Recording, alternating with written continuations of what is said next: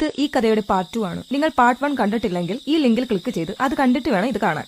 കഴിഞ്ഞ പാട്ടിൽ ഒരു തുണി കൊണ്ട് മൂടിയ പ്രതിമയെ കണ്ട് പേടിച്ച ഞാൻ ധൈര്യം സംഭരിച്ച് അതിന്റെ അടുത്തേക്ക് ചെന്നു. ആ മൂടിയിട്ടിരിക്കുന്ന തുണി മാറ്റി നോക്കാനായി ഞാൻ ആ തുണിയിൽ തൊട്ടപ്പോഴേക്കും പെട്ടെന്ന് ആ തുണി താഴേക്ക് വീണു. അവിടെ ആരുമില്ല. അപ്പോൾ ഞാൻ കണ്ട രൂപം എന്തായിരുന്നു? ഇനി എനിക്ക് തോന്നിയതായിരുന്നോ? അപ്പോഴേക്കും പുറത്തൊരു കാർ വന്നു നിന്നു. ചേട്ടനും ഫാമിലിയും എത്തി. അപ്പോഴേക്കും കരണ്ടും വന്നു. നീ ഏത് പ്രതിമയുടെ കാര്യമാണ് പറഞ്ഞത് എന്ന് ചേട്ടൻ ചോദിച്ചു. അതെനിക്ക് തോന്നിയതായിരുന്നു, ഇരുട്ടല്ലായിരുന്നോ?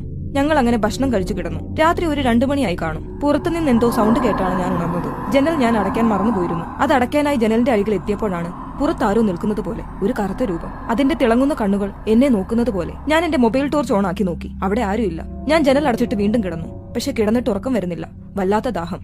ഞാൻ പതിയെ താഴെ അടുക്കളയിലേക്ക് പോയി. ഫ്രിഡ്ജ് തുറന്ന് വെള്ളം കുടിച്ചു. അപ്പോൾ എന്റെ അരികിൽ ആരോ നിൽക്കുന്നത് പോലെ. തിരിഞ്ഞു നോക്കാൻ എനിക്ക് പേടി. ഞാൻ പെട്ടെന്ന് ഞെട്ടി ഉണർന്നു. ഞാനിപ്പോൾ കോളേജ്